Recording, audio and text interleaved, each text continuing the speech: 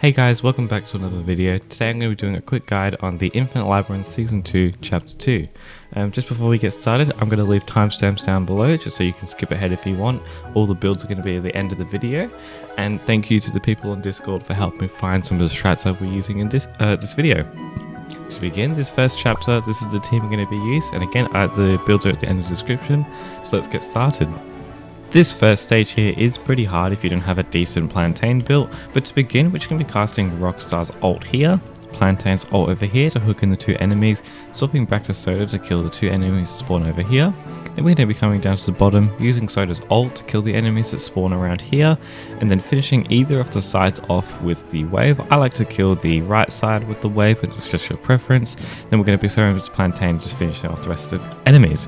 So we'll do something like this. We just start off with Rockstar's ult,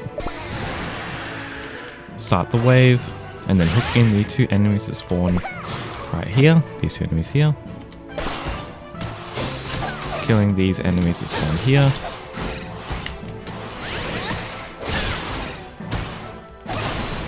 and then going back to Plantain to kill the last guy here. You do want to reset to make sure that this guy dies. If you don't have like a high crit build or a high crit damage build, it may be a little bit harder, or even the full win set may still be a little bit harder to kill this guy. But you want to aim for about a 10-second clear on this. That's what I found to work the best.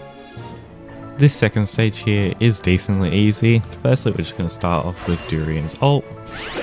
You want to time it so that his first shot lands against the enemies that spawn in as soon as possible, just for the most optimal time. The second bit, we're just going to cast in Lemon-Zest's ult, Lemon-Zest's wave, and stuff like that. We just want to kill the enemies as quickly as possible. Then we're just going to be using ult in the middle and hoping to hit these two enemies on the side, because all these enemies over here should die. That should be that. Very, very quick if you're efficient, about a 9-second clear. This third stage here is decently hard to save the most time in. This is the best strat that I've found, and I reckon you probably could go faster with it. But to begin, we're just going to cast in Cherry's ultimate here. Make sure to use the charge up attack so you get the skill to proc. We want to make sure that it hits the enemies that spawn here at the very end. But we're just going to come over to this start and start it immediately. We're just going to wait for the enemies over here to spawn.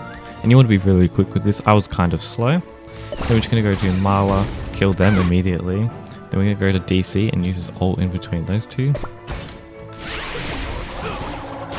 And if you do hit it correctly, this guy should die in the middle, so that should be perfectly fine. And then you're just going to use the charge up attack, wave, to finish off these enemies. And if you're quick and your Cherry does a lot of damage, she should easily kill these two enemies over here in time, and it should be about a 9-second kill. But just because I was really slow there, these enemies didn't die, so I would normally reset this in a normal run, but these guys should be dying to Cherry over here. And again, you want about a 9 to 10-second clear in this for a total score of around 2800. If you can get obviously more than 2800, that's perfectly fine as well, but 2800 is what you want to aim for. Before we start this second stage, I just want to make a quick note that I have swapped Dark Choco's equipment to Korolby's equipment. But this first bit here, we're just going to cast Rockstar's ult around the middle over here. You don't have to be too precise. Casting Plantain's ult in the middle to hook this guy in and these guys over in here, and then using a skill to kill them off instantly. Then we're going to be waiting for the enemies to spawn here to run around and kill the top two enemies that spawn over here. Using the wave and the enemies that spawn here to hit this guy down here, and just finishing off everyone as quickly as possible. But this stage is probably the hardest out of all three, in my opinion, to save the most time, since it does have a lot of like precise kills, and the enemies can be decently hard to kill. So just to start, we're just going to get everyone in, like that. Then we're going to go swap back to Soda, wait for the enemies to come up, like that. You can also aim to hit this guy over here, but because my Soda is a little bit stronger than most other people's, I can use this guy to aim the wave from this guy over here. So I'd come over and I'd aim this wave, and normally you'd actually want to hit this guy, but yeah, in this run I'm just going to continue it going. And you just finish off everyone else as quickly as possible. You want to try to do it before the Rockstar wave finishes, just so you can get the fastest possible clear. But if you can't, that's okay too. You want to aim for about a 16 to 15-second kill here. This second stage here is decently easy to do. Your wizard definitely needs the ghost set or pirate set, sorry for this, since it is kind of necessary to kill the enemies as quickly as possible. But to begin, we're just going to be casting wizard's ult somewhere around the middle. You don't have to be way too precise with it. We're starting the wave and then using his skill as late as we possibly can, but not too late. using a basic attack and charge up attack to get the percent or like his artifact to proc. Then we're going to be using the skill there to kill off these enemies here. You ideally want to still be up there to kill the enemies off as fast as possible. But once these enemies do die, we're going to be swapping back to Durian to aim everyone in the middle. You want to hit both these guys over here, and if your Durian is strong enough, you should be able to one-shot them. But my Durian is a little bit too weak to do that, so we're just going to kill the 2 guys over here. Then we're swapping back to Lemon Zest and using the ult to hit this flower and the 3 guys over here. And then we're just going to finish off everyone just like normal. This third stage, we're just going to cast Cherry's ult to make sure we hit the enemies over here. Then using her skill, swapping to Marla, and then using her ult. Going to Colby and using the fire to kill the 2 enemies that spawn at the top. Then using her skills to finish off the guys. And hopefully if you're quick enough, you should be able to finish the enemies off over the bottom. We look a little something like this. We just cast Cherry's ult at the start. We wait for all the enemies to spawn in, then use her skill. We'll swap to Marla, use her ultimate, using her skill.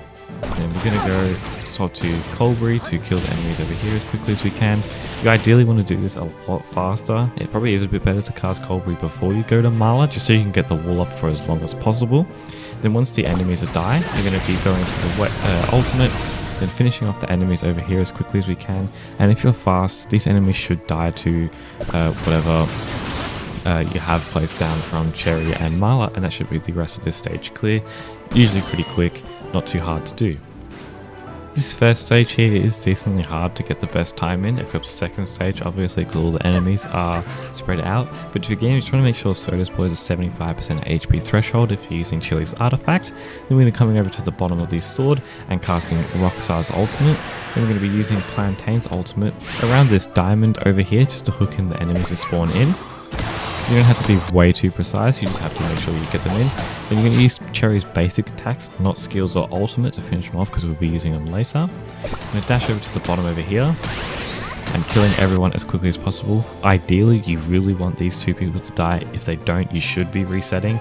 I'm just not going to reset for the purpose of the video. And you're going to be aiming the ult on either of these 2 guys on this top guy over here, where you must kill this top guy. If you don't kill him, you should reset the run instantly. And if you don't do enough damage, use the rest of Soda's skills to kill him off as quickly as possible before he heals everyone up. But if he dies, unlike that, because Soda didn't crit, we're just going to just finish him off real quickly.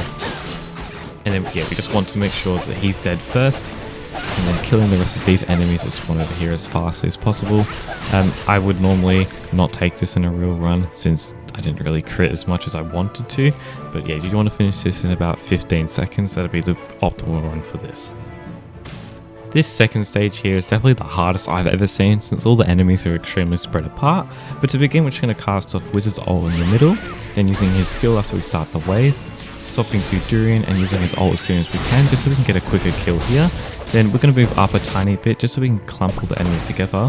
And you want to kill these guys as fast as possible. And then going over to the bottom right over here, you want to make sure you use a charge up attack if you have Lemon Zest artifact on, just so you get the percent attack increase. And then casting the ult in the middle to hopefully kill everyone off as quickly as possible. If you do one-shot them, if you don't, you can just finish them off like I am.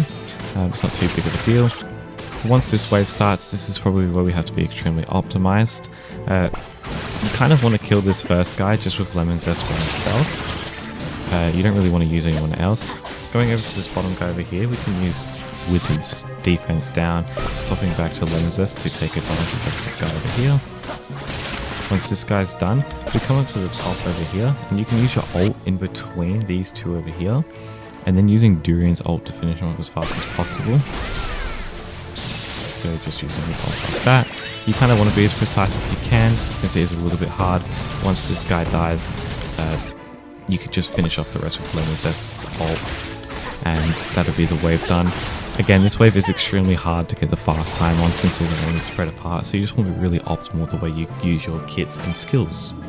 This third stage here is decently easy. Since all the enemies spawn in clumps, we can just use DC's ult to kill them instantly. To begin, we're just going to use a charge up and Cherry's ultimate to get everyone weakened.